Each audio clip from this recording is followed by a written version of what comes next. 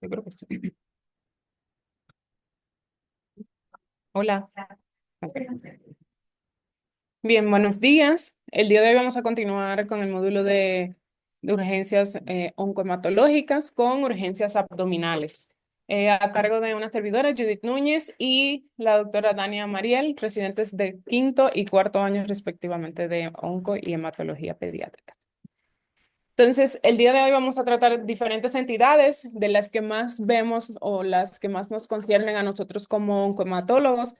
Dentro de estas, la mucositis, la colitis neutropénica, la obstrucción intestinal y perforación intestinal y la pancreatitis aguda.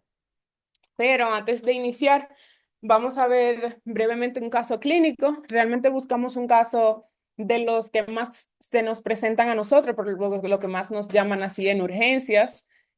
En este caso tenemos un paciente masculino de 16 años con antecedente de un osteosarcoma osteoblástico en tibia proximal derecha. Lo diagnostican 8 meses antes de su ingreso a urgencias. Entonces, este paciente, pues como antecedente, se sometió a una cirugía conservadora después de su segundo ciclo de tratamiento y recibió esquemas según protocolo Uramos. 3 días después de su quinto ciclo de tratamiento con cisplatino y doxorubicina, lo evalúan en urgencias. La clínica que el paciente refiere en urgencias es de 6 días de náuseas y vómitos, fiebre y diarrea en un promedio de 6 episodios al día, y 2 días antes del ingreso presentó dolor abdominal difuso 9/10 que trataron de forma sintomática en casa. Bien, entonces a la exploración física, el paciente orientado en tiempo, espacio y persona. En cuanto a los signos vitales, llegó con una frecuencia cardíaca de 122 latidos por minuto y una presión arterial de 70/40. Y a nivel de abdomen, tenía un abdomen distendido, sin ruidos intestinales, marcada sensibilidad a la palpación en cuadrantes inferiores, predominantemente en fosa ilíaca derecha. El resto de la exploración no presentó hallazgos relevantes. Entonces, hasta aquí más o menos qué abordaje le darían. Bueno, este es un paciente que está probablemente con un shock que está intentando compensar. La causa en el momento quizá no la puedo establecer de inmediato, sé que es algo abdominal, pero yo me inclinaría a hacer una reposición hídrica inmediata para recuperar volemia y aumentar la presión arterial. Ok. Y también primero preguntar, ¿cuándo fue su última quimio? ¿Qué recibió de quimio? Exacto. Exactamente. Entonces, ¿qué recibió de quimio? Cisplatino y doxorubicina. Hace más o menos una semana, porque 3 días después del quinto ciclo empezó con los síntomas y duró 6 días en la casa. Entonces, como 9 días más o menos, recibió la última quimioterapia. ¿Alguna otra pregunta? ¿O qué le piden? No, pues es una Niveles de idea. lipasa Y pues gasometría. Muy bien, entonces le hicieron en urgencias exámenes complementarios. Tenía una hemoglobina de 8, leucos totales en 1500, neutrófilos 450, plaquetas 40.000, electrolitos un sodio en 136, potasio en 3,6, albúmina en 1,3, urea 47, creatinina en 0,8 y procalcitonina en 11,9. ¿Hasta aquí quieren cambiar algo? ¿No? Pues yo creo que ya por clínica ya Sí, podemos definir colitis colitis neutropénica. neutropénica. Probablemente ha de ser pues algo de origen infeccioso por la placa que está pues ahí. Sin embargo, para objetivizar un poco más el diagnóstico, sería bueno el ultrasonido abdominal para Exactamente. medir la pared del intestino grueso. Entonces se le hizo un ultrasonido abdominal que le pidió Luis. En el ultrasonido, Félix, perdón. Uy, tú me entendiste. En el ultrasonido abdominal se reporta un grosor intestinal en ciego de 8,1, ascendente 7,3, transverso 7,6, descendente 6 milímetros y sigmoide 6 milímetros. También se observó distensión de intestino delgado con edema y predominantemente en la región ileal y abundante líquido peritoneal. Colitis neutropénica, efectivamente. Bien, entonces, ¿cuáles serían las indicaciones que le darían a este paciente? Es un paciente que debemos colocarlo en ayuno. Es un paciente que debemos iniciar antibiótico-terapia. Pudiéramos iniciar a base de una cefalosporina de cuarta y asociado con con metronidazol o un carbapenémico asociado con metronidazol. La reposición hídrica es bastante importante con este tipo de pacientes. Y hasta el momento, pues, ahí va el manejo del dolor. Manejo del dolor. Manejo del dolor. Y la interconsulta terapia. Claro, este fue un caso pues real. Entonces, en este caso, este paciente llegó con datos de choque. Este en particular. Lo estás atendiendo. A ver, ya preguntaron si recuperó o no recuperó. Lo que yo les voy a decir. Claro. Bueno, antes de ir a terapia, Le pasaron cargas. le pasaron cargas, ya le dieron antibióticos. A ver, más bien la pregunta es, ¿Cómo ¿cómo va? va el paciente? Exactamente. 6, 8. 8 milímetros. Y le das de comer tostadas, probióticos. Hay probióticos, A ver, sí. síguele. Entonces, aquí más o menos les puse el resumen de cómo evolucionó este paciente en particular, que fue un caso pues real. Y ya luego entonces vamos a desglosar de cuáles son las indicaciones y si el manejo estuvo o no correcto. Al principio, como el paciente llegó con datos de choque, este paciente sí se manejó en una unidad de terapia intensiva, no había respondido a cargas, por lo que se inició tratamiento con vasopresores en este caso. Se inició manejo antibiótico con meropenem, vancomicina y metronidazol, transfusión de glóbulos rojos y plaquetas, estimulantes de colonia de granulocito y reposo intestinal con una nutrición parenteral total. En este caso en particular, a pesar de ese manejo instaurado, todavía al tercer día del manejo en terapia intensiva seguía febril y con los síntomas abdominales, entonces se agregó al manejo antifúngico, específicamente voriconazol.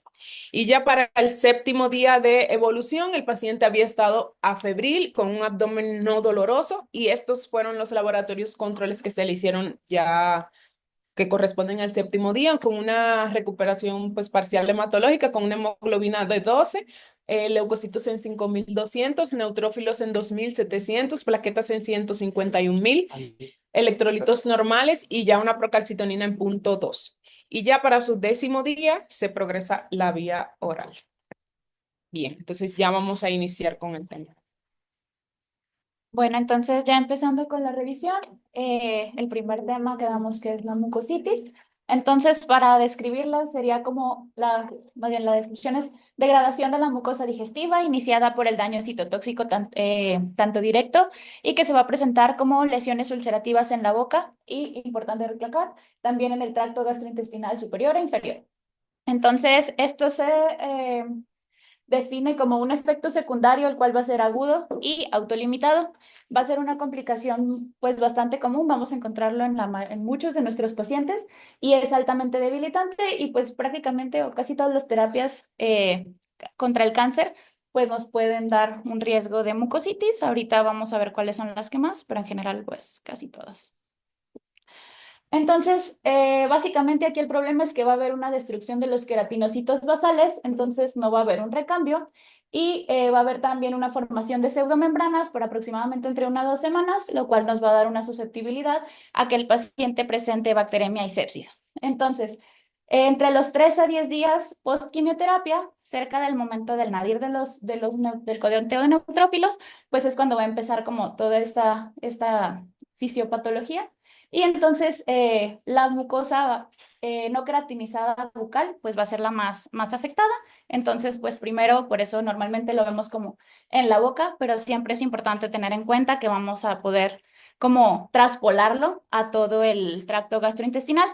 Vamos a encontrar o podemos dividirlo pues en 5 fases mediadas por citocinas. Empieza como una iniciación, una respuesta a daño primario, la amplificación de la señal, ahorita vemos como un poco más esquemático, ulcerativa y microbiológica, y la fase ya pues al final curativa.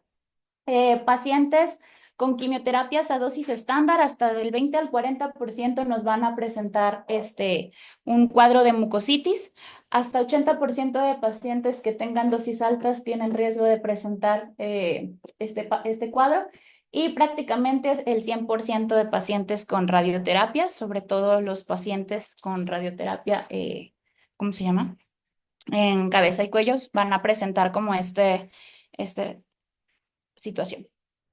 Entonces, básicamente, aquí tenemos lo que dijimos, pues ese está el agente quimioterapéutico, perdón, Y entonces con esto va a haber una ruptura de las, ¿cómo llamarlo? Eh, una lesión del DNA. Y entonces esto aquí va a llegar el agente, vamos a tener esta lesión y vamos tanto por la vía del P53 como por la vía de la caspasa 3, vamos a llegar a un momento de apoptosis en las células. Entonces tenemos este momento de apoptosis. Déjame ver si lo puedo ver. Ok. Y entonces vamos a empezar a liberar, se me fue la palabra.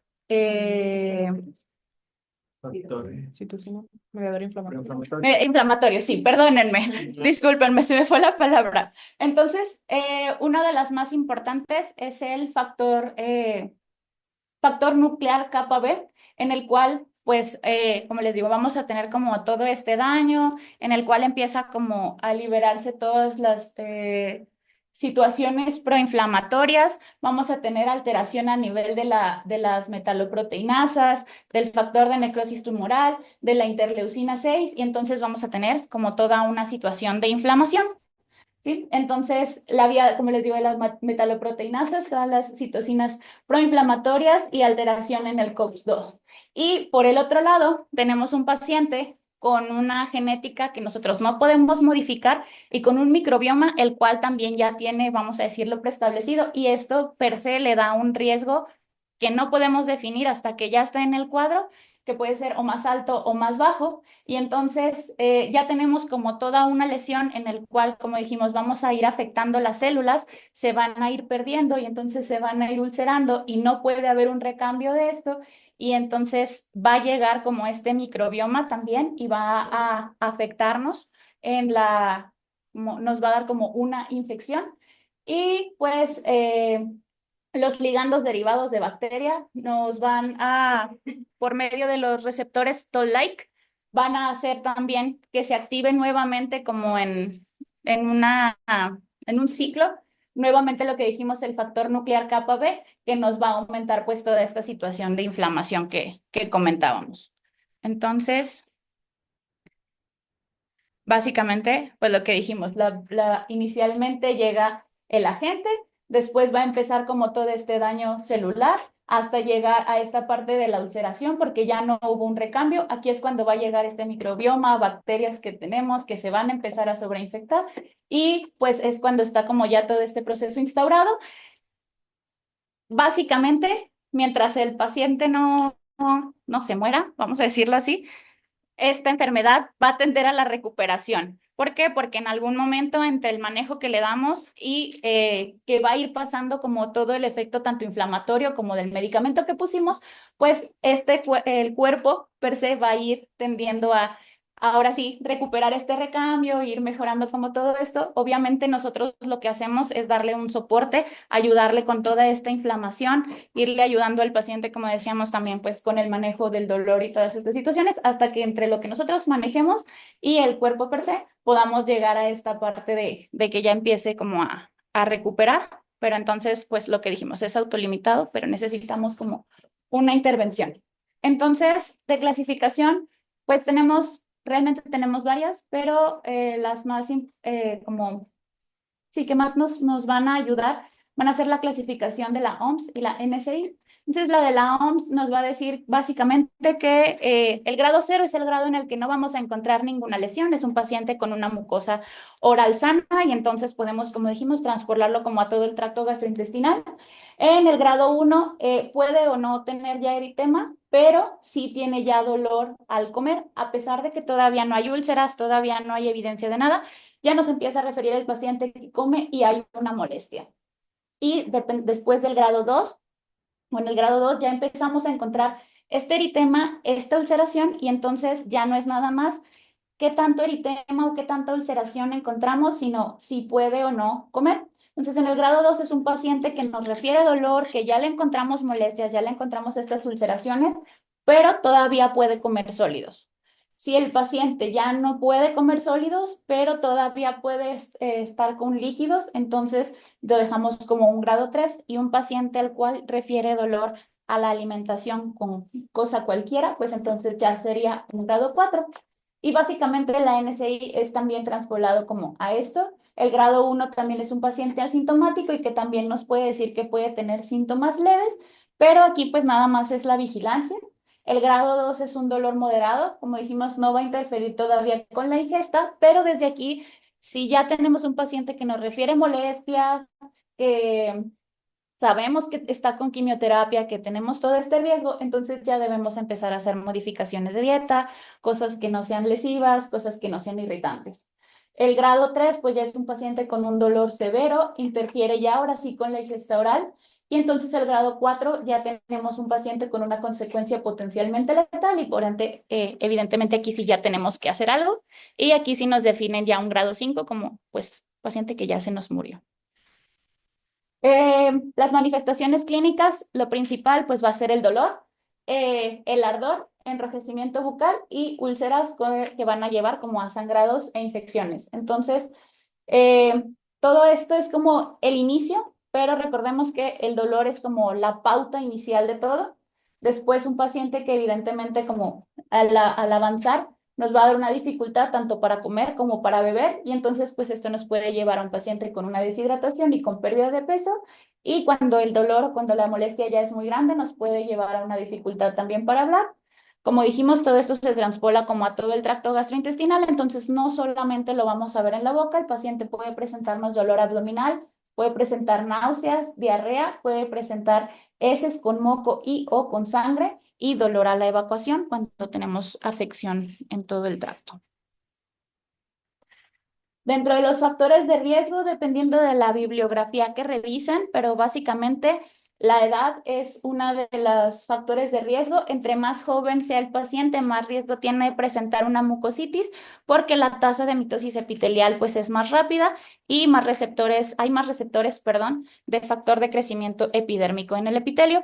También el sexo femenino nos habla que también las niñas, en este caso, tienen más riesgo de presentar la mucositis. Un paciente que ya presentó mucositis previa es un paciente que sí o sí, cuando le estés dando quimioterapia, tienes que estar checando, tiene más riesgo de que presente estas lesiones. Un paciente con desnutrición, una neutropenia severa, un paciente que a pesar que nunca haya tenido como toda esta manifestación, nunca haya tenido un cuadro previo, si tiene alguna lesión oral por cualquier situación diferente a la quimioterapia, por una mordida, por cualquier cosa, eso ya le confiere también un riesgo mayor de que si tú en ese momento le das la quimioterapia, puede presentarte un cuadro de mucositis. Una higiene oral deficiente es muy importante y de hecho es un punto que se repite como en las revisiones bibliográficas.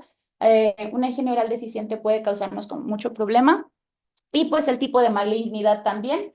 En general nos dicen que las leucemias y los linfomas tienen más riesgo que un sólido, pero de las leucemias a linfomas pues es más todavía el linfoma, sobre todo por los agentes quimioterapéuticos que usamos. Y con los de radioterapia, lo que dijimos, tumores de cabeza y cuello, pues son los que tienen más riesgo. Y pues los polimorfismos genéticos que dijimos, esos pues ya son inherentes al paciente y nosotros no podemos como modificar, pues también le van a conferir su riesgo. Entonces, dentro de los fármacos relacionados a presentar mucositis, como dijimos, prácticamente casi cualquier quimioterapéutico puede darnos este cuadro. Tenemos los agentes alquilantes, tenemos antimetabolitos, taxanos, alcaloides de la vinca, antraciclinas, antibióticos antitumorales y otros. Pero de todos estos, como que los que más sabemos que sí nos pueden presentar problemas va a ser el busulfán, la ciclofosfamida, la doxorubicina, el 5-fluoruracilo, que bueno, ajá, aquí no, pero es uno de los medicamentos, el metotrexate, la vinblastina y el etoposide. Principalmente los que sabemos que en pacientes oncológicos pediátricos son y que nos pueden como complicar mucho el cuadro son el metotrexate y el etoposide. Para empezar, su mecanismo de acción no nos va a ayudar. Y segunda, se van a secretar por la saliva, entonces aparte de todo nos producen mayor toxicidad oral por esta secreción. Otro riesgo es, sea el medicamento que sea, si es un medicamento que utilizamos a dosis elevadas o que tengamos en infusión continua, también nos va a conferir mayor riesgo de mucositis. Y pues básicamente el tratamiento, lo que dijimos de inicial, pues es la modificación de la dieta, todo lo que sea ácido, todo lo que sea como muy picante, muy irritante, hay que modificarlo. La crioterapia es algo que se ha estado como revisando mucho, si nos ayuda ya como tratamiento o si nos ayuda como profilaxis. Como profilaxis nos dice que podemos usarlo de 30 a 60 minutos. Evidentemente, o sea, la idea es como que coman, estén comiendo como cosas con hielo los pacientes, pero no pueden estar con hielo muchísimo tiempo porque eso también nos va a dar alteraciones vasculares y al contrario, en vez de ayudar, va a perjudicar. Entonces sería como máximo de 30 a 60 minutos en comidas intermitentes mientras estén con la infusión o mientras sea una infusión corta, les digo, a más tardar 1 hora. En los que más se ha visto que nos puede ayudar es en cuando se tratan con melfalán, con etopósido, con platinos, con mitomicina C o con vinblastina. Cuando ya el paciente ya tiene la mucositis instaurada, esto es como profilaxis, cuando el paciente ya tiene la mucositis instaurada, de todas maneras la crioterapia puede llegar a ser beneficiosa, no tanto porque nos vaya a cortar el tiempo de patología, sino porque nos va a ayudar con el dolor. Lo mismo, hay que tener en cuenta que no puede estar comiendo frío todo el día por la situación vascular, pero es algo que sí le puede ayudar bastante y de hecho en como también la modificación de dieta, es poner alimentos frescos y eso que, que le permita o le dé una sensación de alivio al comer. Hay varios estudios de que el uso de miel también nos puede ayudar bastante con la situación del dolor. Como repito, no va a cortarnos como este tiempo de enfermedad, pero le va a dar una sensación de alivio temporal al paciente. Cuidado oral básico, hay que estarles recomendando a los pacientes dentro y fuera de este proceso quimioterápico y dentro del cuadro de mucositis que tienen que estar llevando una adecuada higiene oral, porque eso pues nos va a ayudar tanto a prevenirlo como a irlo manejando. Los enjuagues bucales, tenemos diferentes estudios que nos hablan de diferentes cosas. Los que tienen mayor soporte son la clorexidina y la bencinamida al 0,15%, tanto como lo mismo, la clorexidina como cuidado oral básico, la bencinamida como manejo del dolor y hay enjuagues bucales con morfina. Creo que aquí en México no hay, no estoy segura. Pero pues en el mundo ideal donde tuviéramos enjuagues bucales de morfina sería una ayuda bastante importante para el dolor. Pero pues sí, Sí, lo preparamos. sí, nada más Sí. era Sí, La forma en la que la cocina. bueno, es que, o sea, ahí decía como ya el enjuague como porque lo que comenta, hay diferentes fórmulas dependiendo de Sí. cada escuela, cómo la preparan. Ujú. Por ejemplo, Entonces se puede preparar habitualmente. Nosotros en el servicio no la preparamos, nos apoyamos de dental. De dental. Y Sony es la que la prepara. Sí, pero sí se dan enjuagues magistrales. allá nosotros en Venezuela teníamos la solución Wonder. La solución Wonder la preparamos a base de difenhidramina, que hay estudios que respaldan que tiene un poder anestésico a nivel de este tipo de lesiones, más allá de algo, porque uno siempre es antihistamínico, no, bueno, pero allí es un efecto anestésico, nistatina y un compuesto que es lo que tiene el Milax, que es el sulfato de magnesio. Sí, igual aquí. Ajá, igual. casi todo. Sí. Sí. Como la maestra. Todo una magistral. Solo que le puedes echar gotitas. Sí, Ay, eso sí no lo sabía. sí, sí se puede. Yo tampoco sabía las gotas de morfina. En las últimas revisiones que yo revisé de la MAS del 2023, si mal no recuerdo, los últimos estudios sí mencionan como todo este tipo de fórmulas que nosotros preparamos, que podemos ponerle, por ejemplo, sucralfato, podemos ponerle como... Pero en los últimos años ha estado como en duda si realmente aportan como un beneficio o no. Por eso no fue como, no lo puse ahí específicamente, pero sí está como esa disyuntiva. Sí hay estudios que nos refieren bastante a ayuda con el sucralfato, con la difenhidramina, pero hay otros que dicen que realmente no nos da como mejoría contra placebo frente a ponerle como cualquier cosa al paciente que esté fresco y que le tape ahí, por decirlo de alguna manera. Y estudios que también se han estado como realizando es la fototerapia de baja intensidad.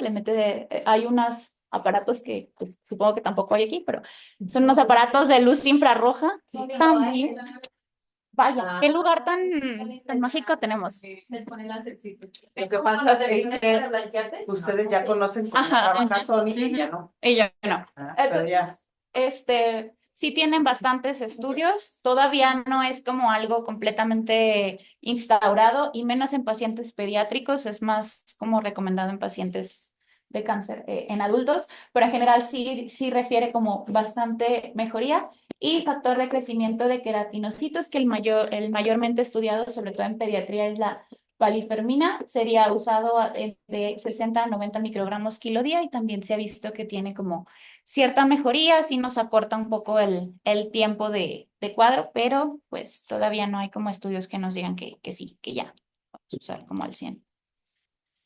La colitis neutropénica, pues es una lesión necrótica, vamos a decirlo de la región ileocecal, típica de pacientes oncológicos que sufren neutropenia y se caracteriza por la ausencia de infiltrado inflamatorio o tumoral.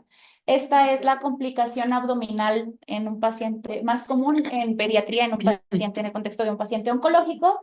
Y bueno, también lo podemos encontrar en la literatura como síndrome ileocecal, como enteropatía necrosante o como tiflitis. Solamente que estos términos o sea, no se utilizan tanto. El más utilizado es colitis neutropénica, porque por ejemplo tiflitis, que es como venía en nuestro temario, nos habla de una inflamación de la parte ileocecal y como vamos a ver, pues en realidad se inflama todo el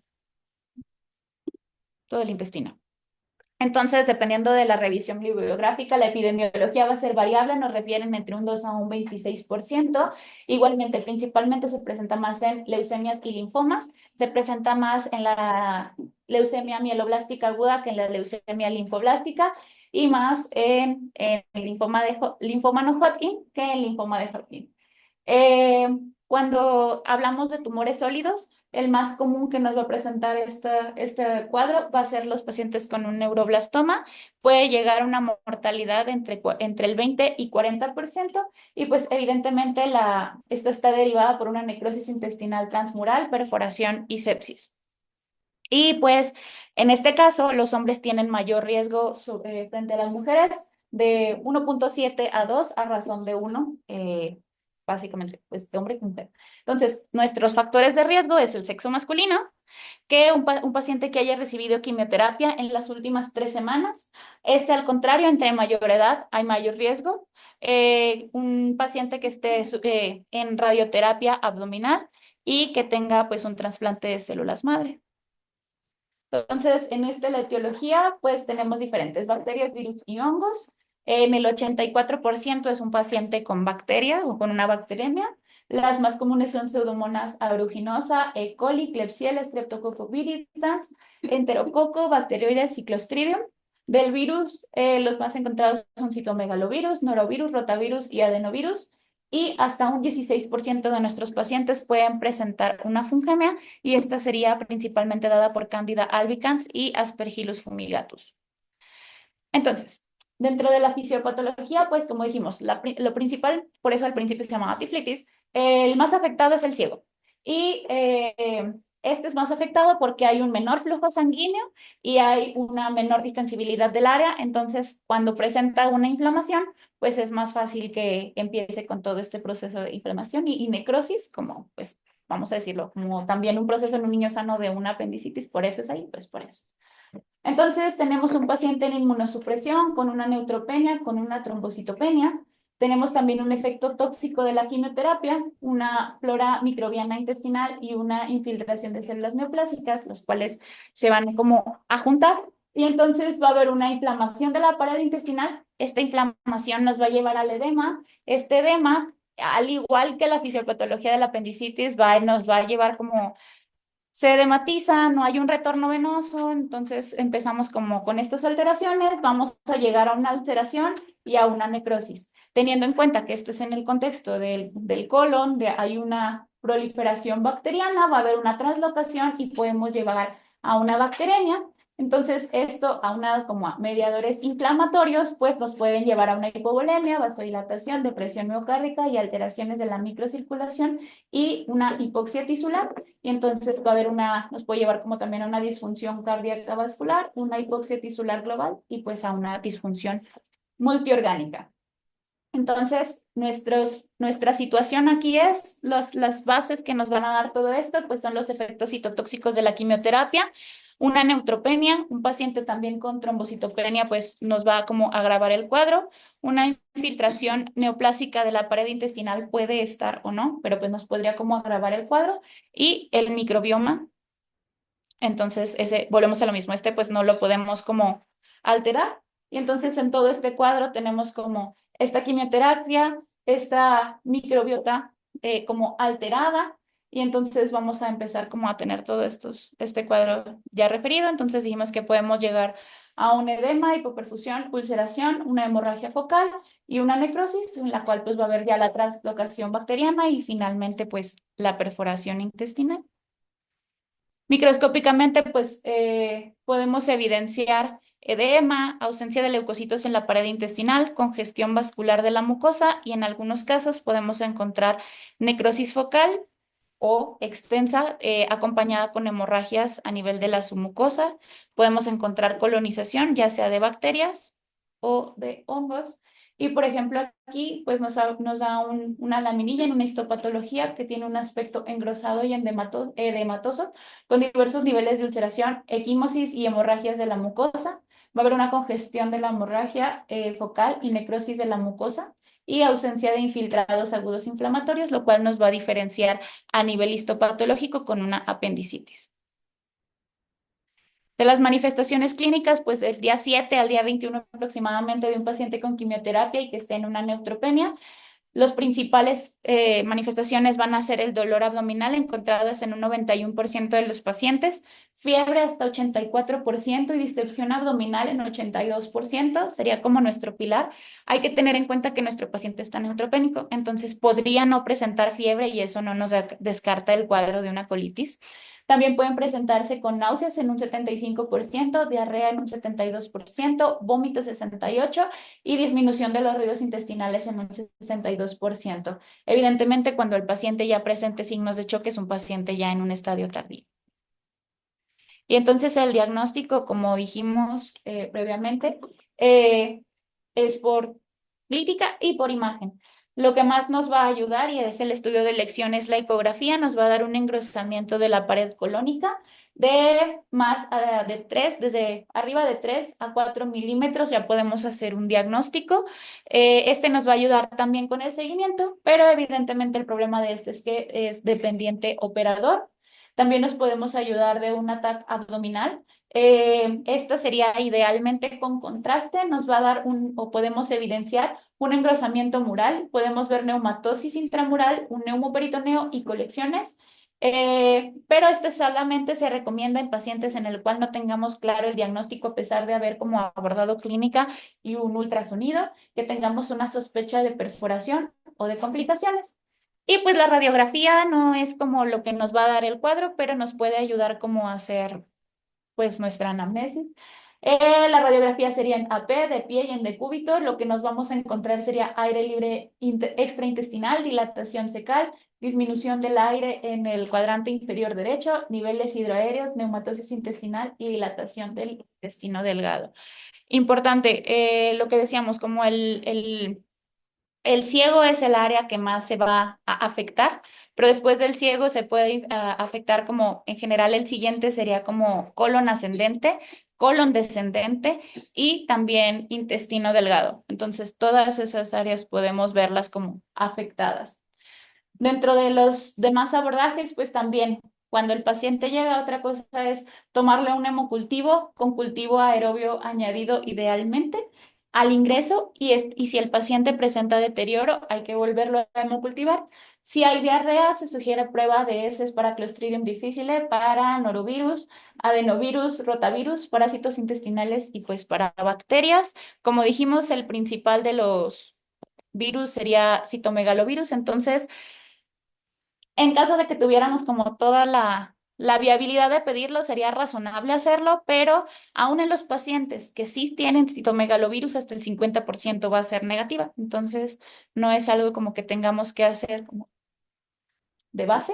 Y pues algo que nos pueden ayudar son como todos nuestros marcadores, una PCR, una velocidad de sedimentación globular, una procalcitonina y pues evidentemente si tuviéramos marcadores de interleucinas también.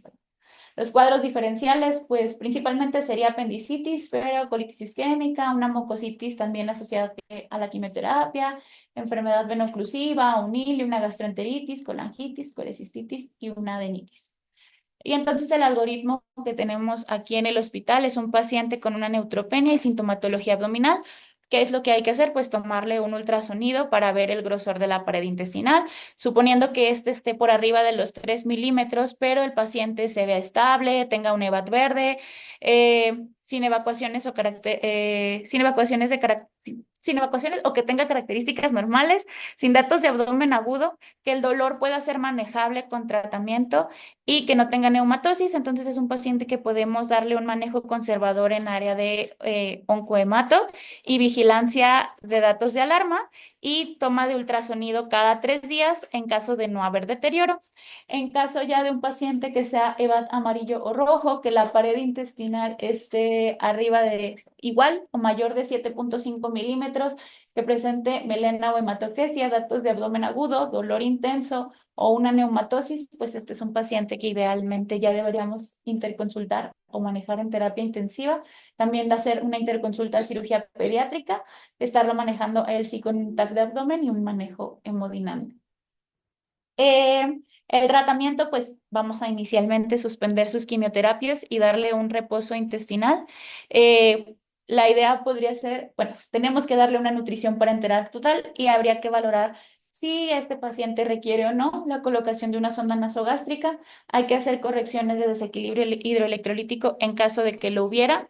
Analgesia adecuada es siempre muy importante. Iniciar manejo con protectores gástricos, corrección de todas las otras alteraciones de las líneas celulares que pueda tener el paciente, trombocitopenia, anemia o alteraciones en sus tiempos de coagulación, manejo con su antibiótico-terapia y pues valorar el uso de factor estimulante de colonias granulocítico y valorar la necesidad de manejo quirúrgico.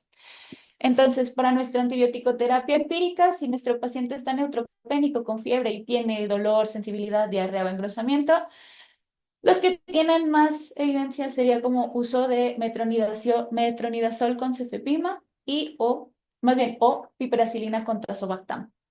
Pacientes que tengan como todo este cuadro moderado intenso y que aparte se vean como ya con aspecto tóxico, con rebote positivo, que tengamos una presencia de una masa abdominal o una sensación de plenitud local, sangre franca o macroscópica en heces y que el engrosamiento de la pared esté igual o mayor de 9 milímetros, pues sería metronidazol con cefepima o la piperacilina tazobactam, pero aquí hay que considerar agregar un aminoglucósido y también considerar la adición de algún antifúngico. En este caso nos recomiendan como fluconazol, micafungina, pero pues vamos viendo. Pacientes neutropénicos con dolor abdominal, con colonización e infección previa y que tengan como todo el resto, pues hay que considerar que ya en este punto, si ya vemos que tiene una colonización previa por bacterias gram negativas resistentes, pues hay que considerar aumentar como el espectro de nuestra terapia. Y pacientes neutropénicos con dolor abdominal intenso y sepsis que requieran cuidados intensivos ya nos sugieren meropenem más aminoglucósido más vancomicina más nuestro antifúngico. Y bueno, pues estas son las dosis de los medicamentos, pero podemos revisar. El manejo quirúrgico, realmente más del 90% resuelven con manejo conservador. La cirugía, pues tenemos como un problema con esto. Nos va a presentar un desafío técnico porque el intestino está friable, va a haber una inflamación, va a haber dificultad para la cicatrización y va a haber diátesis hemorrágica. Las indicaciones serían en un paciente con un sangrado persistente tras corrección de la trombocitopenia y la coagulopatía, un paciente con perforación intestinal, un absceso intraabdominal, un paciente que esté presentando un síndrome compartimental o que tenga un rápido deterioro clínico a pesar de todo nuestro tratamiento. Y pues evidentemente un paciente que necesite llegar a un manejo quirúrgico es un paciente que vamos a asociar a un mal pronóstico. Las complicaciones, pues evidentemente son sepsis, que es la principal y es la principal causa de muerte. Del 20 al 40% va a ser por una bacteremia y el 6% por una fungemia. Y una hemorragia gastrointestinal sería otra de nuestras complicaciones y pues una perforación gastrointestinal que también puede llevarnos como una peritonitis y a una formación de abscesos. De la obstrucción intestinal. Espera, Ok. a ver. Regrésense al caso inicial, al caso clínico. Digo, porque es lo que van a hacer en el tesis. Ujú. Ahí lo que tenía. Tienen este paciente las mismas características igualito. Llegó a urgencias. Ahí comentan que le dieron factor de estimulación de colonias de granulocitos. ¿Se lo ponen? ¿No se lo ponen? ¿Cuánto le ponen y en qué momento se lo ponen?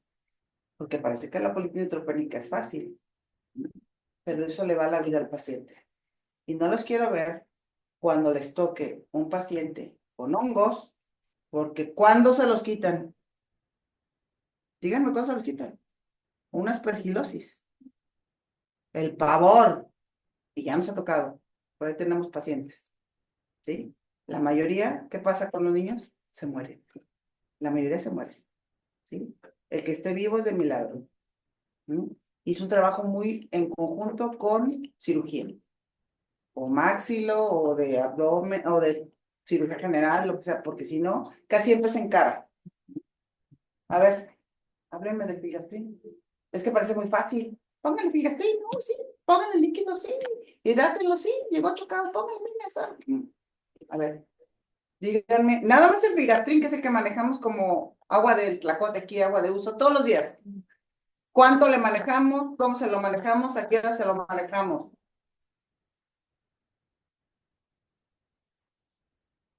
A ver, los R nuevos. No van a saber. R9, sí. A ver, los R grandes. Tampoco sabemos qué es eso. Lo ideal o sea, dependiendo de las condiciones clínicas del paciente. Porque si tengo un paciente que está muy neutropénico, yo le inicio filgastrin en el momento en que llega, lo que yo voy a estimular es que crezcan todos esos neutrófilos y genera una respuesta inflamatoria mayor que no tenía porque no tenía neutrófilos. Y este niño, ¿cuántos neutrófilos traía? 400. Estaba en una neutropenia severa. Severa. Entonces, y llegó sintomático. ¿Qué va a pasar si yo le jampo los totales de Mayor filgastrin? inflamación. Incluso ha habido muchos pacientes que los papás nos dicen, usted lo mató, porque el niño estaba bien y cuando usted llegó y le puso este medicamento, el niño se puso peor, ¿cierto o no? Entonces, va, a usarlos, no nada más pónselo. ¿Cuándo? ¿Dónde? ¿A qué horas? Dosis, a ver.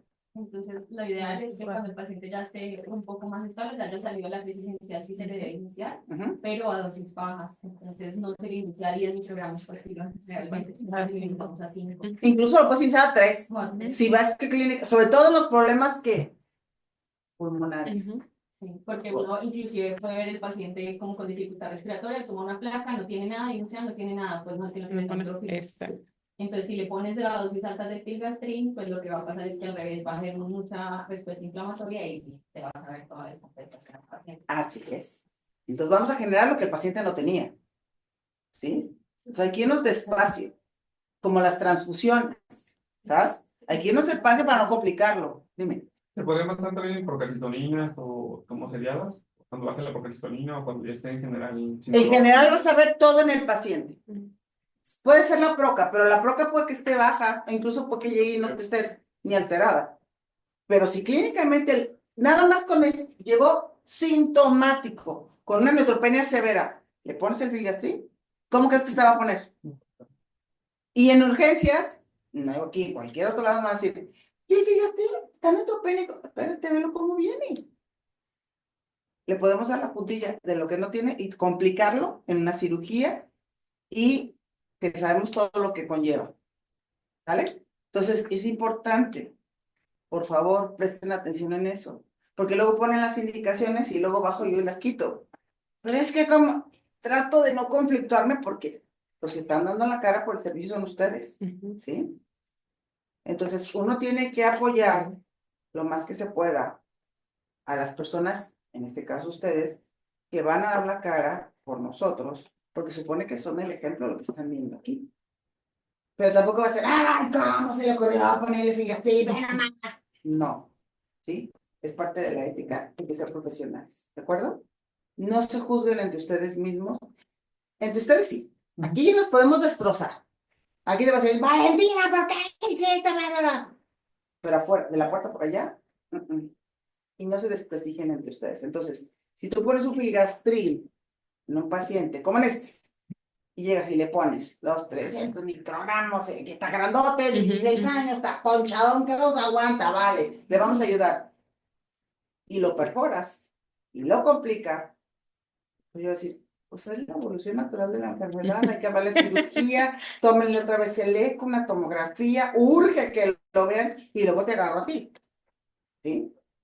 Y a todos, porque así, tristemente, no debe de pasar, pero los médicos así aprendemos, ¿sí? Y todo el mundo, por prueba-error, pero nosotros estamos manejando vidas.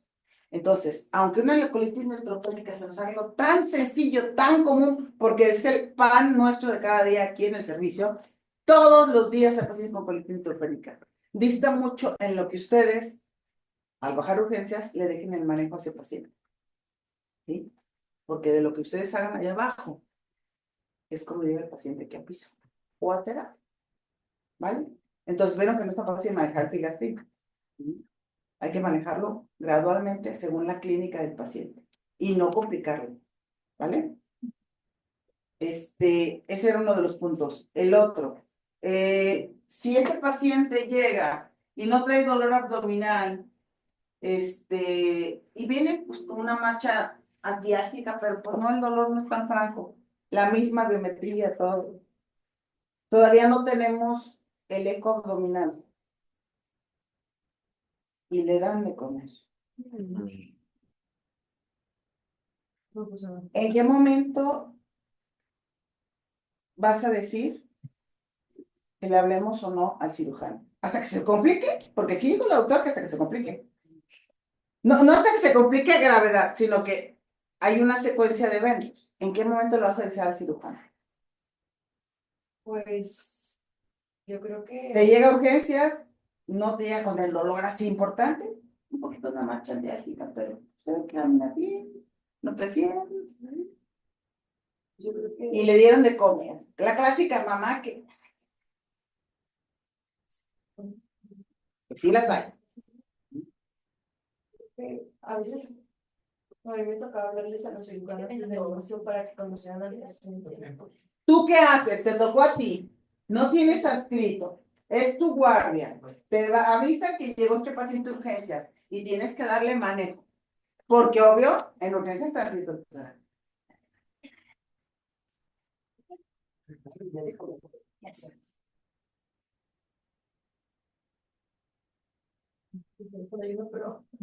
Pues en el club estaba. La mamá le dio de comer. ¿Pasa o no pasa? Mucho. Nada más un poco.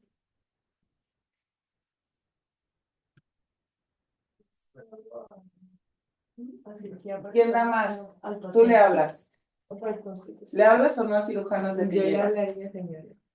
¿Ve? Le hablaría. ¿Le hablas o no? Ya que tenga todo. No para qué va a llegar.